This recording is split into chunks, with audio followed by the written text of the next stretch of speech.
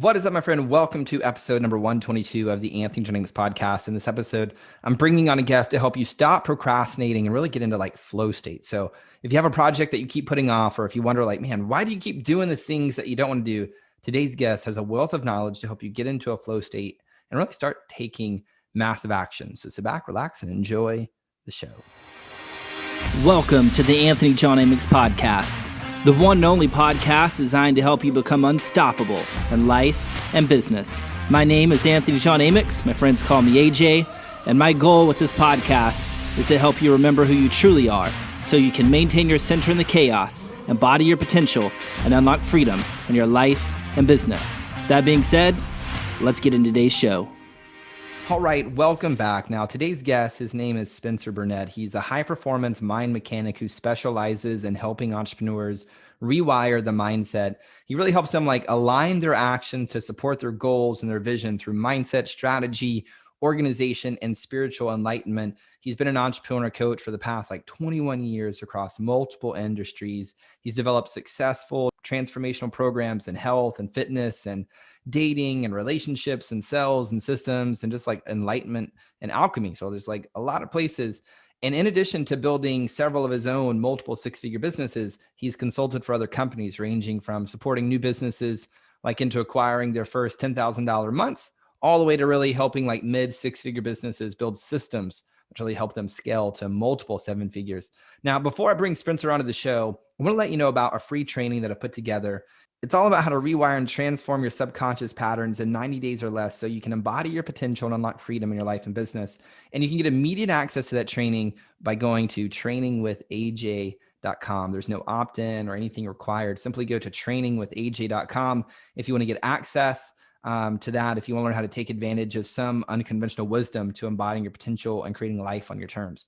So with that being said, let's bring Spencer onto the show. Boom. Spencer, welcome to the show, brother. How you doing? I'm doing great today. Dude, I saw that you posted this thing from Boston Dynamics about some robots on Facebook. That thing creeped me out, like for reals, creeped me out, the dancing little robot guy. Dude, it's getting real close to the Terminator age.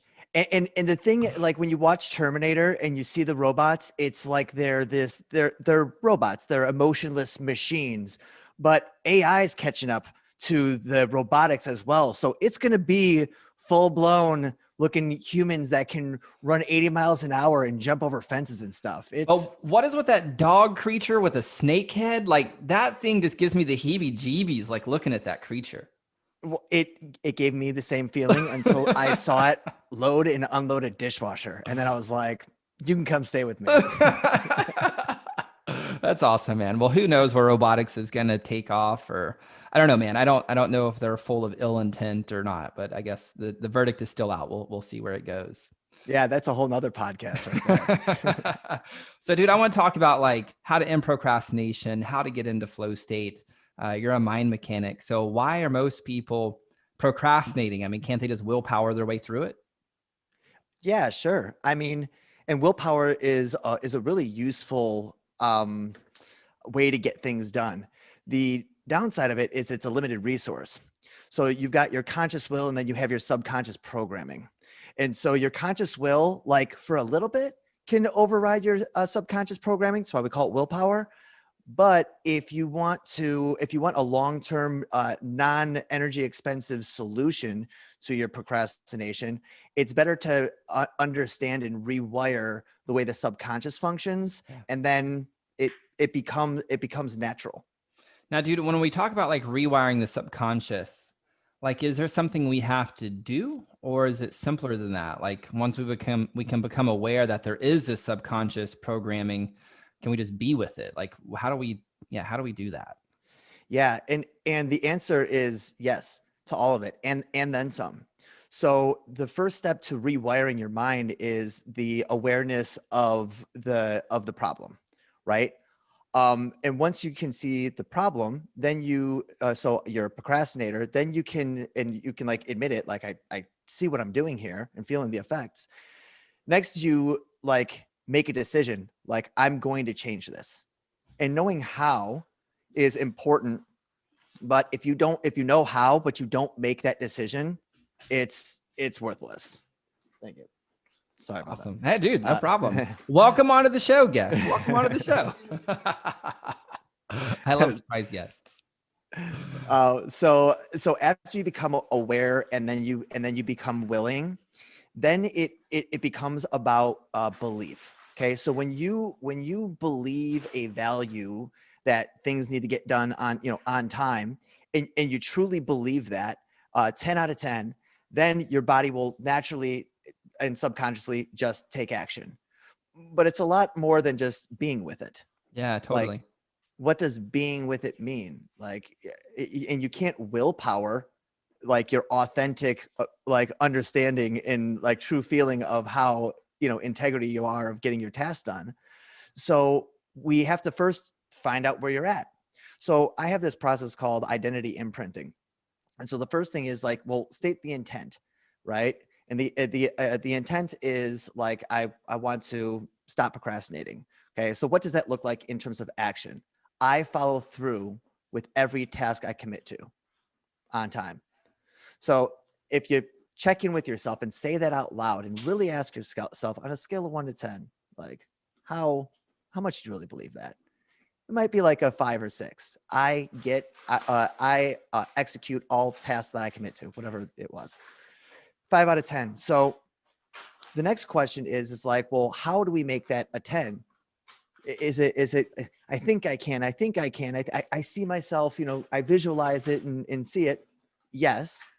And that's incomplete, but that is the first step. So it's like, well, what opportunities today do you have to demonstrate that you actually believe that? Because actions will tell you your values, right? Yeah. You committed to doing that thing on Wednesday at noon, and now it's 2:00. I got a question for you. Did you do it? Did you show up on time? It's yes or no. And so we're like, well, I have huge resistance to writing this copy on Thursday, or today. So it's like, all right, well, when you execute that, you will then demonstrate that you actually believe it. And so then you go throughout your day and being conscious of opportunities for you to follow through with your tasks and not procrastinate. And then at the end of the day, we do we do a reflection. And then we ask the question, what evidence did you create today that demonstrates this belief to be true? And you're like, I wrote that marketing piece right when I said, heck yeah, you did. And I did this. Oh, and I did this. Oh, and I showed up to my meeting on time. And it's like, yeah, great. So now on a scale of 1 to 10, how are you feeling? Yeah, like an 8. Great. Try again tomorrow. And over time, when we make this projection, we take the action and we have a reflection, and the action and the intention matched. Seeing is believing. And then but the thing is, a lot of times we're building all of this evidence, but we're not reflecting and like really calling attention to it. And so when you do this over a period of time, the trust that you have in yourself to execute on that belief and the way that you behave gets higher and higher. I used to have a huge problem with procrastination. Everything was a fire drill. Making promises to myself that I'd wake up early and do the task, or staying up late and burning the midnight oil and just sweating, apologizing to my team, all that stuff. It's probably been 2 years. We do launches, never a fire drill. Like I never work late. I never wake up early because I have to for work. And it's because I followed this kind of process of imprinting a new belief to procrastination. Nice. Why were you procrastinating in the first place? That's a great question. It was easy for me to see the big picture. And hard for me to see the next step. Mm. And so I would have an idea of what I thought the best next step was. And then I'd start going with it. And I'm like, no, that's not the right step. And then I'd go another way. So that's one reason that I would. Another is particular resistance to a task. I had a copywriting monster that just haunted me my entire life. I was supposed to write this post or write that email. And I never I never followed through with it just because I'm dyslexic, so it makes me feel dumb doing it. So like I had some like childhood traumas of being dyslexic, Yeah. show up. Yep. I mean, it's interesting. Like it comes from all angles. Mismanaged time, you know, stayed up way too late, working the night before, and so I have to put things off to the next day. Procrastination is a symptom that's caused by a complex series of emotional, spiritual, Totally. and time management problems. So let's play with that, the concept of I'm dumb for a second, just the concept of it. Like if somebody's going to rewire their subconscious, like I could see how there's a way to willfully do that and imprint it, which totally works. And I'm just kind of curious if they don't really, like if we don't experience the shadow of, we'll just use the idea of I'm dumb, and we don't experience it, we don't embrace it, that it's a potentiality and experience it in our body, are we then like in resistance to I am dumb and everything that we do? And does that create a subconscious pressure, so to speak, when we're trying to do the thing? Is that making sense? Like when you're carrying that belief, I am dumb, is the question. Like how does that affect you while you're doing your, going throughout your day trying to execute? Right. Like, so what I see with a lot of high achievers oftentimes is when they're going to create something, they're going to create the thing unto proving that they are not that subconscious shadow, right? Mm, Different things for different people. One of my mm, subconscious shadows for a really, really long time, and it's been fractal, meaning it's like layered and it could go on forever. And I'm sure there's going to be more layers to it as I continue to journey on this human evolution. One was I'm not good enough. So that came from like childhood imprinting. So then all of the businesses I created, the record deals, et cetera, were like to prove that I was good enough. Well, so once I shed that, then it was like, okay, well, I'm just creating to create. Okay, cool. But then there was another fractal of it of nothing I do matters. So I wanted to prove that everything I do matters. All my copy matters. My books matter. Everything I do matters. And so there was an internal pressure to go produce, but it was still proving and defending, not really to humanity, but to myself, that what I do matters. And there's been other layers of like, I'm weak, I'm mediocre. Like I'd be in social circles and I would find myself kind of closed off. My heart wasn't really open to connect. And I was like, I'm the outsider. They're not going to get me. But really, it was like I was judging this other person as, well, that person's mediocre. When I know if I spot it, I got it. If I spot it, I got it. mm, But it was layered like shadow. It wasn't like I'm mediocre. And it wasn't even a social thing. It was more like there was a part of me I didn't accept. And until I could accept I am mediocre, I'm just a dude who poos and pees, and I'm just a dude. But yeah, I'm still called to great things. But when I could be with all of that, then there was a whole new layer of freedom to choose and be at cause. And things like procrastination just they don't even fucking exist because I'm mm. not resisting anything. Does that make sense? Yeah. Well, what's interesting about shame is that all that shame is inspiration delivered through negative emotion. Mm, Because you've also made steps in your life to create, because there's something amazing that you see in your head and, oh, and I just want to build it. And so it's, you get an emotion, you get a vision of what it is, and then you propel towards it.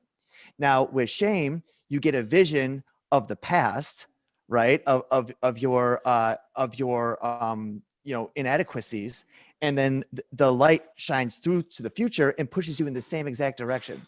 And so all that negative emotions, or what I call, your monsters, are when they're provoking you, it's literally a messenger of light yeah. that it's delivered through negative emotions. Yeah. They're actually saying that your angels and your monsters actually have the same agenda, just two different methods. And so when you say like, I'm dumb, or whatever, I'm dumb, and it will weigh on you, and it will sink your energy down. It will make you really, really sensitive to the things that reflect that you're dumb. I misspelled the word. Whatever. And it inhibits growth. On the other hand, if you can see that all that I am dumb is a desire to want to be smart. And now you say, I want to be smart, or I am smart. Scale of 1 to 10, 4. Great. What opportunities do you have today to demonstrate that you know what you're doing? And then you reflect and you go there. So once you fractal the shadow, and I use this a modality called precise language that I developed to fractal shadows, you can figure out what that message is, and then live by that message, because it's equally as powerful in terms of inspiration than joy of the vision is. And so what you shared is the surrender. Yeah. The surrender that's the tipping point. Is like you're fighting it. You're like you're trying to hurt me. You're running. You're hiding. You're fighting. You're running. You're hiding and fighting. And then you're just like, all right, like, okay, I'm here. I'm listening. What? You're dumb. Okay, yeah, I know. But like, what do you want me to do about it? Well, I want to feel smart. In what? In marketing, in sales, in taekwondo, whatever. It's like, okay, well, what's the first step that you can do for that? I'm sign up for a class. All right, fine. Sign up for a class. And then then the momentum builds. And so when you can alchemize both positive inspiration and shame towards conscious creation, you're invincible. So good, man. So good. I love everything you're sharing, man. It's you're using different words and coming at it from a different angle, which I'm so appreciative of, because there's so many paths up the mountain, and this is giving people another path rather than my weird way of just like being with shadow or being with what is. Because I've experienced when I'm just with it, the monster just kind of melts into a small little child. That's me. Yeah. That I then Mm-hmm. can just be with, I can communicate with, and then I can lead rather than giving it keys to the car to drive. I'm like, I'm still in control here. I'm still the Right. soul in control. So I Yeah. love what you're sharing, man. Thanks for sharing that. What's like the difference between like pushing and pulling? I think, talked about willpower a little bit, and we're talking about reprogramming the subconscious mind. And is there a difference between like pushing yourself to reprogram your subconscious mind rather than pulling yourself to reprogram your subconscious mind? Yeah. And I think that I think that both are necessary, right? I mean, all sides of each polarizing attribute has its value to help you ascend, right? And the value of pushing is you've got control. Your effort plays a role in it, so it feels more like you're the first person player in the game, right?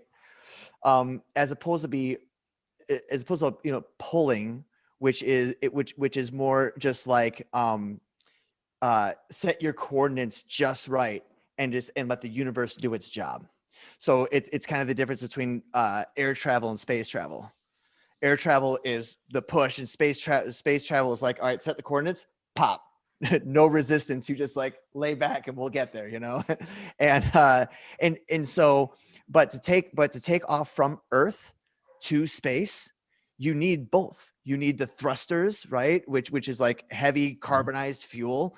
And then once you get into space, it's a very different propulsion system, but the universe does most of the work, So yeah, they both sides are so necessary. And this is why I love the approach that you're the angle that you're coming from. I live in Chicago, right? And you live in the center of the country as well. And I love East Coast grind, hustlers, like, 60-hour work weeks, dig it, love it. Then I go to the West Coast, my West Coast friends, and they just surrender to everything and in flow and setting up containers and just like trusting and all that. And I equally agree with them while also being annoyed by their by their singular binary view of the world. Yes. And so it's the way that I see it is like the naturalists will live amongst the trees. They'll live in the forest. The East Coast will knock the forest down and build a building. I want society and nature. So what I'm going to do is I'm going to go into the forest and build amongst the trees. And so now everybody has a way. And that's kind of the way I see the integration of most things. Like I said, there are no there's no negative attributes, just imbalanced ones. And I think that being like a conscious creator is about seeing both those sides. And then the artist in you, the creator, is the one that has the free will, discernment. Like, when is it time to kind of pull back from that surrender and start putting in the work? When is it time to put in the work? And it's like, hey, just like relax, you know? Yeah. You're speaking of what I would call the paradox, and I believe that's where our power as a human being. I also believe that's where our purpose and our potential and our profits are all found. Is in that paradox. Is right in the center of it all. I even look at like some of like the doing culture, like here in America, we do. You talked about the hustle and grind. There's brilliance there. If you look at Eastern culture, it's all about being and surrender and being with what is. And there's a lot of peace there. And I believe we're at a time in humanity where those two philosophies are like overlapping, and more people, and sounds like yourself included, are being willing to kind of integrate both of the philosophies into a sustainable way where it's not either or, it's really an and also, and having enough wisdom and being like tapped into our own soul to have enough discernment to really like listen to that small gentle voice that knows when it's time to push and knows when it's time to pull. And we get to fucking dance to create whatever it is we feel called to create. Yeah. And those two philosophies, like Eastern and Western philosophy, it plays a role in like all of the levels of existence that humans get to experience. So on a cellular level, we're no different than trees and rocks, right? On a functional level, we're just simply animals. But then we have this spirit inside of us and the free will to like operate in this density. Like, we're literally plant, animal, human, spirit, and God all in one package that gets like 100 years at best to like do something. You know what I mean? Yeah. So to see life in such a singular way, when it's so multidimensional, that you have to master those levels and the paradox of all of those individual levels, and then the quagmire that is trying to understand and integrate all of that. I'm going to throw a curveball, and I don't know if you have an answer. I don't have an answer for this one. Where does karma play into this whole thing, this whole equation? So I'll talk a bit, because here's what I've been wrestling with. Like, I know I have karma, and then I haven't studied this. It's something I'm being drawn to. So I'll figure out an answer at some point. There's an answer there. But that in Hindu philosophy, they talk about karmic law and how every soul has karma. And as I've talked to some of my friends around this idea, the illustration I was given was every human essentially is born into a pasture, and we have free will to be able to roam inside that pasture. But karma is the pasture that we have, whether we like it or not. And I don't know if it's true. I'm not saying it's true. I'm not saying it's untrue. I'm just in a place in my life where I'm considering that it may be potentially true. And I was just curious what your take was on it.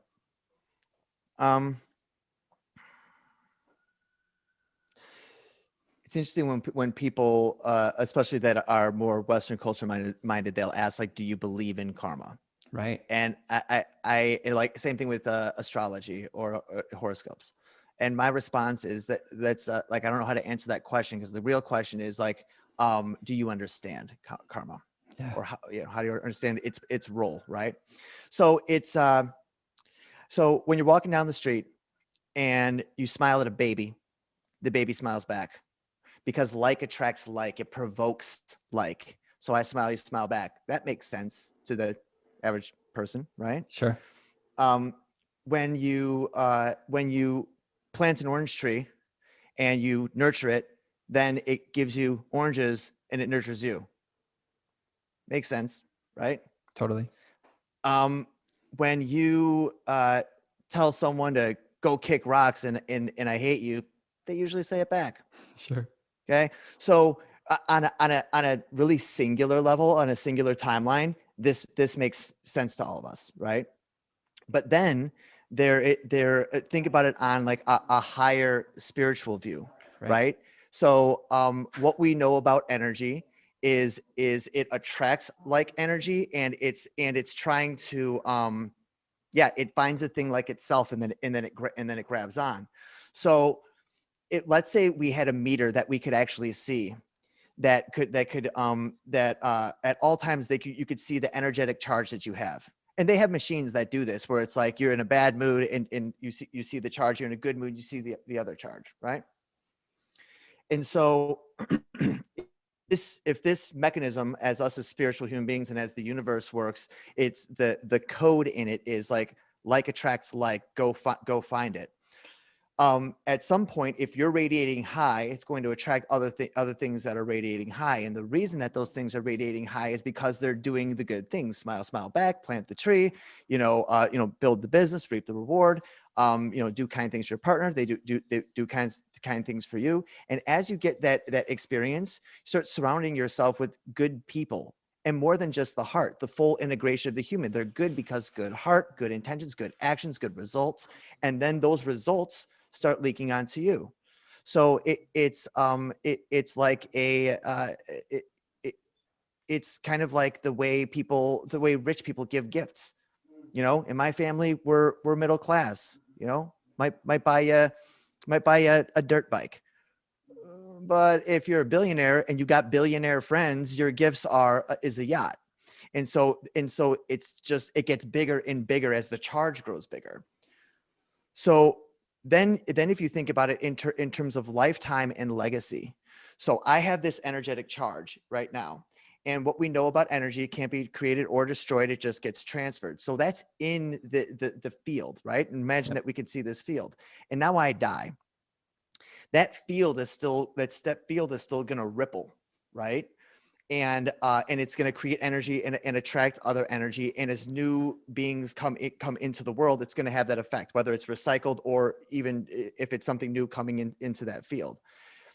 And again, what we also know about energy is it affects other energy. If we put freezing cold water and boiling water on top of freezing cold water, over time, it all regulates because it's affecting everything. So, and also what we know about legacy is like your actions matter. So even though Thomas Edison is dead, his life force lives on. So we understand that life force and effect lives on beyond. So his thoughts still exist in physical form. So why not his emotions? Why not his heart? Why not his intent? So as this cycle continues to happen over time amongst many humans, it creates currents and winds. And that's what makes it complicated. Like we can guarantee what the actual temperature of the entire planet is, but try guessing the temperature, weathermen or weather, reporters are 50% wrong because they understand the whole, but it's the winds that are carrying it. And so like, if you live in Miami, like the winds are going to hit you like that. That's just where it happens. So like, my question is like, we understand all these other principles of energy transference, give and receive. So my question then would be like, what don't you understand about karma? Yeah. So it's this questioning, like this idea is, I wonder if some things are predestined. And again, there's a paradox in this because there's free will at play. But let's just take like Tony Robbins, for example. What if his soul was predestined to be him and have the impact that he has? And there's been, I assume, and he's talked about in his documentary, he's talked about it openly. He calls it grace, how some certain events have taken place to help either course correct or carve out. Now, he still created everything he had and he listened to his desires and all of that, right? But it's just like, as I'm starting to like just ponder, is predestination, predetermination, is it a real thing? And can it exist even at the same time with free will? Does that make sense? And if so, then it gets me to wonder, like sometimes are some people that, because we have here in the West, it's like, you can be anything you want to be.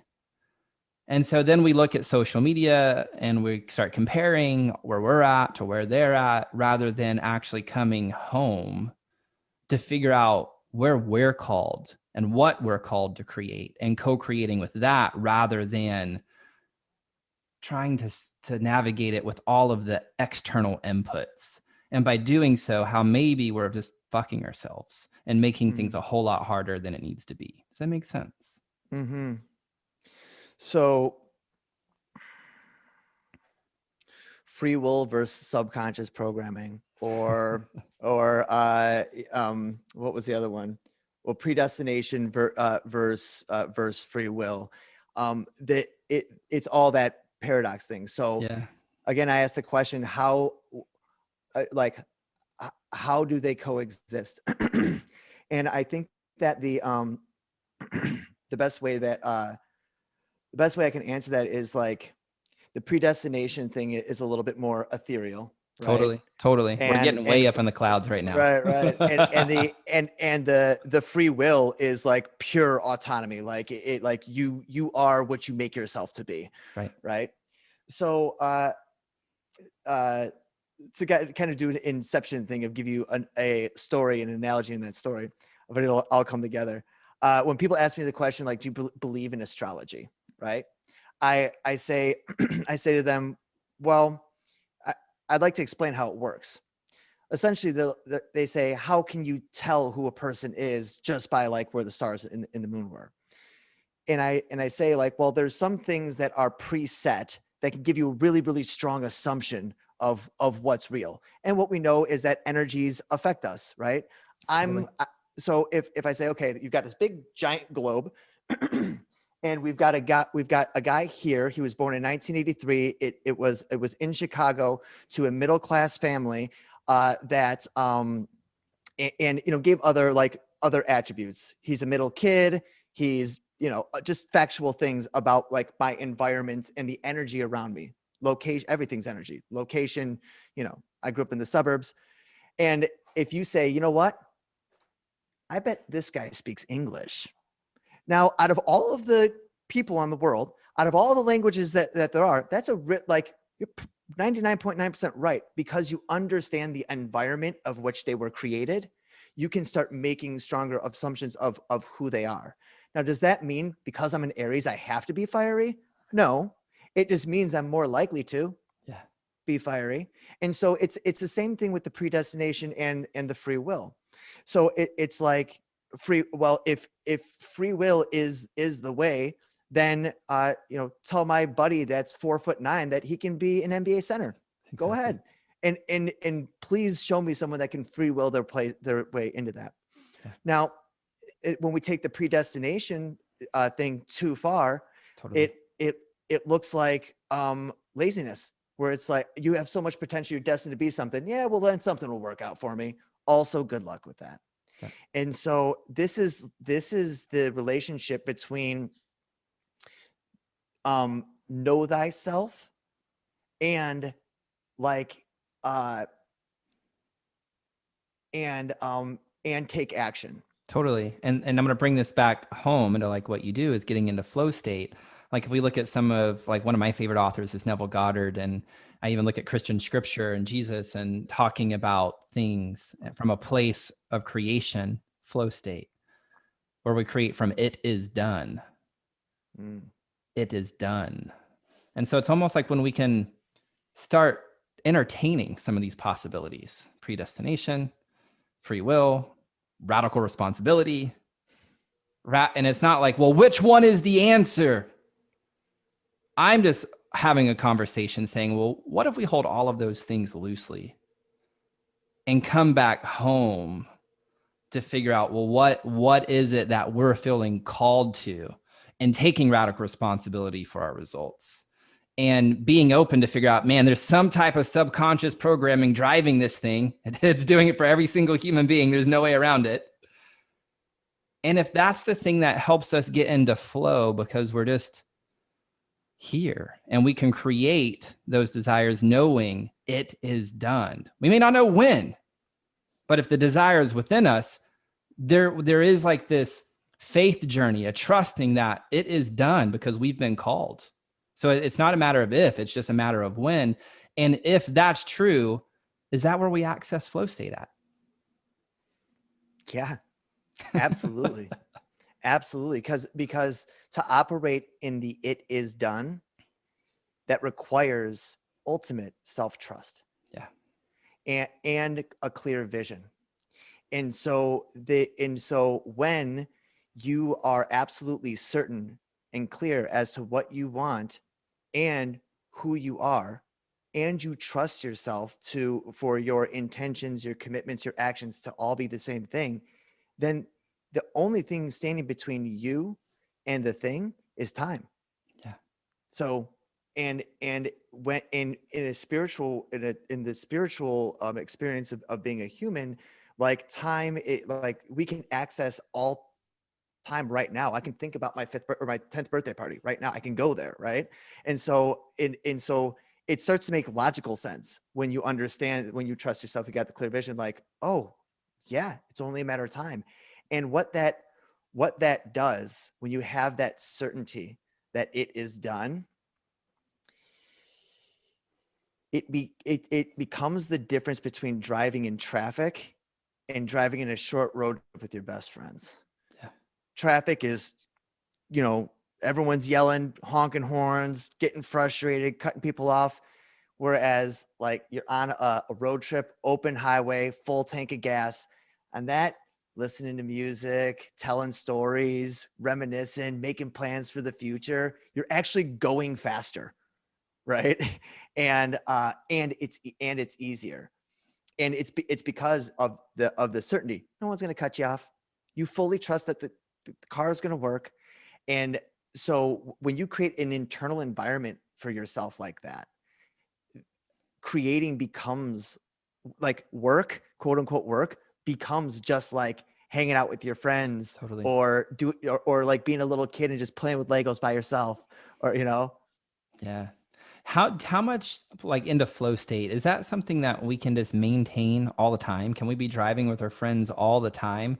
Or is it more of a, and also where like there are times where we got to fucking, grit it out a bit, like one of my favorite pictures Michael Jordan talked about, and I'm not going to get this perfectly, but he talked about how, he would shoot the 3-pointers and do all the basic shit a bunch of times every day.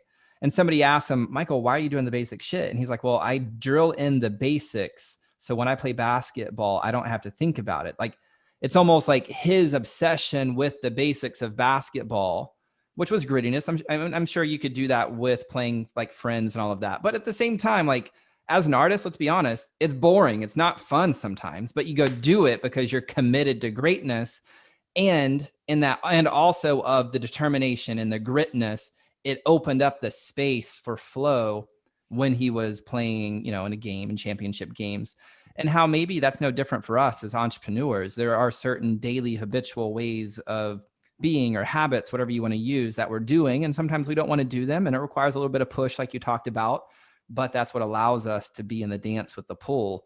And it really does require both of those. Or maybe I'm completely wrong, and we can be in flow state all of the time.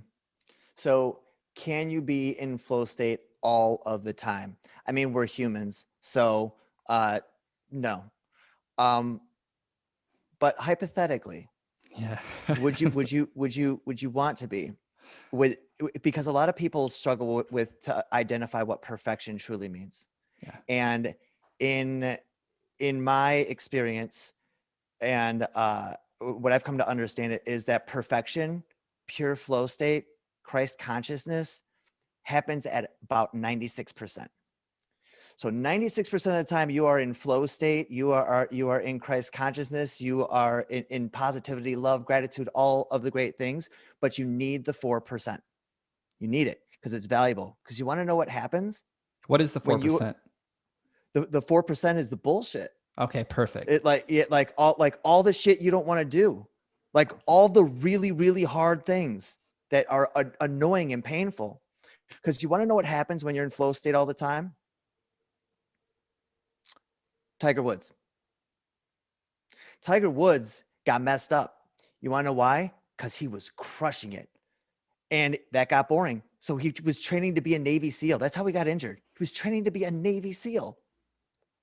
To someone whose hands and body are worth $1 billion. He trained because it's just like, all right, I'm done.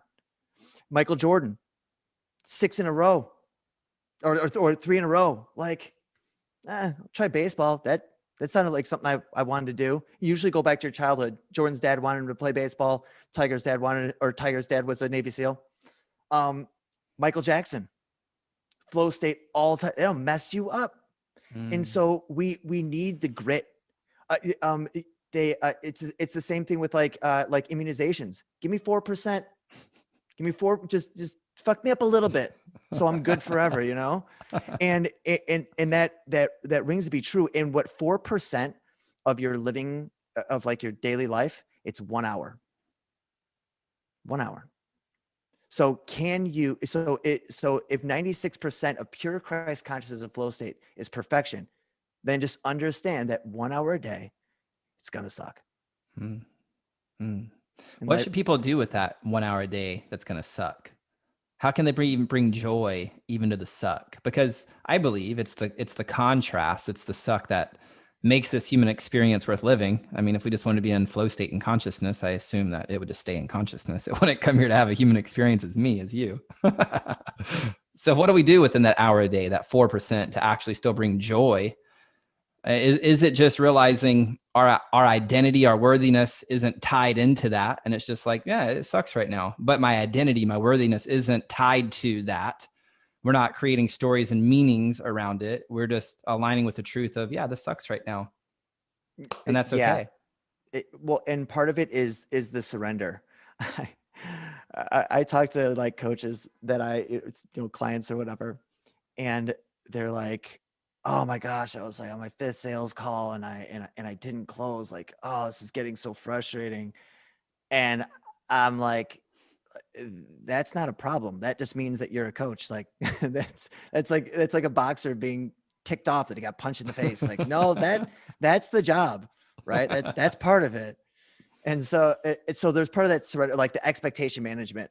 Like this is what you deal with. So let it go. The second part is is in like the beautiful alchemy of turning that 4% of just that dirty bullshit into something that actually brings more joy. So when I'm optimizing like a company's workflow system, I tell them every single problem you have, like bring it to me, big or small, because I'm going to take that problem and I'm going to figure out why it's happening, and then I'm going to build a system around it, and now that problem will never happen again. Not only will I solve your problem, I will solve the source of your problem.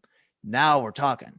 And so when you have the ability to alchemize the bullshit and unpack it from the shadow and the dirt, and be able to see like the message, the instruction, the bullshit is actually an instruction of how to better your life. So good. When you process it that way, again, you're invincible. Yeah, so good. What's been one of your biggest breakthroughs so far? Hitting flow state all the time. Hmm. I went through it. In 2015, where like everything was just going. And I remember I was working like 15 hours a week, saving 40% of my money. I was doing what I loved. I worked for my house. It was great. And I said to my mom, I'm like, why am I not always happy? Why am I still stressed? And she said, well, one, you're so used to it. You're so used to that stress that your brain's like, something's off, something's not normal, so it must be wrong, right? That's the first part. And the second part is like, without friction, there's no growth.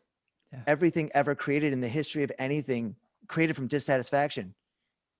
Even God was in the sky, was like, I'm bored. Like, and so dissatisfaction is the genesis of creation. And so I set new goals, went through my struggles, and I hit it again, where I was just like, everything is working. Like every relationship I have is great. Every system that I got run in with, like, my business, my money, my friendships, all going. And the very first thing that I did, dude, was a 100-day monster challenge. No dairy, no gluten, no alcohol, no weed, no masturbation, no pornography, no fried foods, no fake sugars, no processed foods. I mean, there was a list of a ton of things.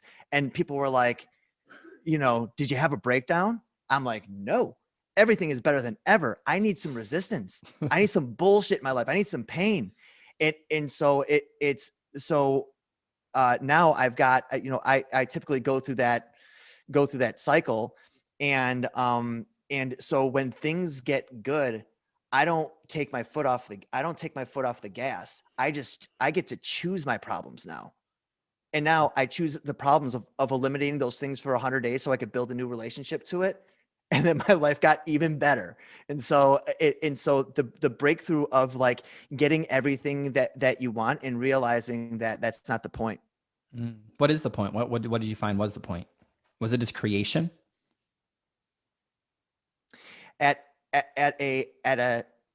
From the perspective as a child of God or child of the universe or whatever, like this life has been a gift given unto you. The purpose is experience, the story. Like what story did you live? What role did you play? What role did your circumstance play? Like at the end of the day, that's all that's left is the story. So now within that, there are kind of like micro points, sure, right? Or sub points to life. I really believe in like in contribution and ascension and serving others and just like the effect that your emotions and actions and words had on the story of humanity. But yeah, at the end of the day, the story. So good, man. If you could go back in time and give your younger self some wisdom to help him collapse time and get results, what would you tell him? Master the ability to take a complex strategy and turn it into a linear prioritized timeline of execution. Awesome. That's the thing that I teach now. And it is my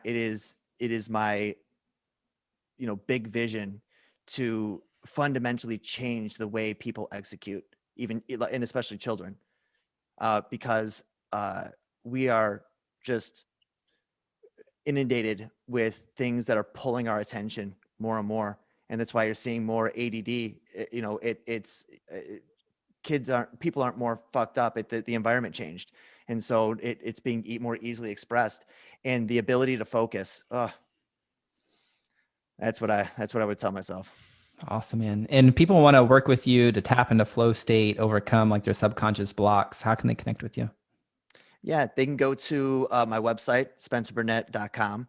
And we've got a bunch of different, workshops and courses and coaching that we use to really help. What we do is we help do the things for entrepreneurs that we solve the problems that like Google and more sales can't solve. It's Elon Musk says what he's really doing is building gigafactories. He's building a machine that builds machines. And that's what I like to focus on in terms of, supporting people in business in their life is like when the machine works, then just dreams come out, whatever strategy you pour in or whatever. And so we focus on, the human first, and then like process and then like infrastructure and all that stuff. So awesome. Well, dude, thank you so much for being here. I really appreciate it. Thank you. Thanks for having me, man. This is fun. Well, there you have it, my friends. Spencer Burnett in the house. I hope you enjoyed this episode. We talked about some crazy, crazy deep concepts today. And I know when you're willing to hold all of these concepts loosely and allow yourself to just like sit in the pocket with all of these things, like you're going to find a power that no man can ever diminish, ever take away from you, ever. And I know you're going to find a certainty to be able to conquer any task that you feel called to like take on. So my friend, that's all I have for this episode of the Anthony John Mix podcast. I hope it served you. I hope it's inspired you and really helped you to stop procrastinating and get into a flow state. If you know someone who needs to hear this episode, send it over to them in their DM, screenshot it, share it over on social media, send them an email, text message, whatever you have to do to get this episode into their ear holes. And also keep those 5-star reviews coming over on iTunes, because that's what helps get this show found by more and more people, help serve more people. So thank you so much for being here. Until next time, my friend, I'm out. Peace. Well, that's all I've got for this episode of the Anthony John Mix podcast, but we have plenty more to help you become unstoppable in life and business. So head on over to ajamix.com for exclusive resources, information, and tools to help you break through to a new level of freedom, purpose, and success. I look forward to having you back for the next episode. Bye for now.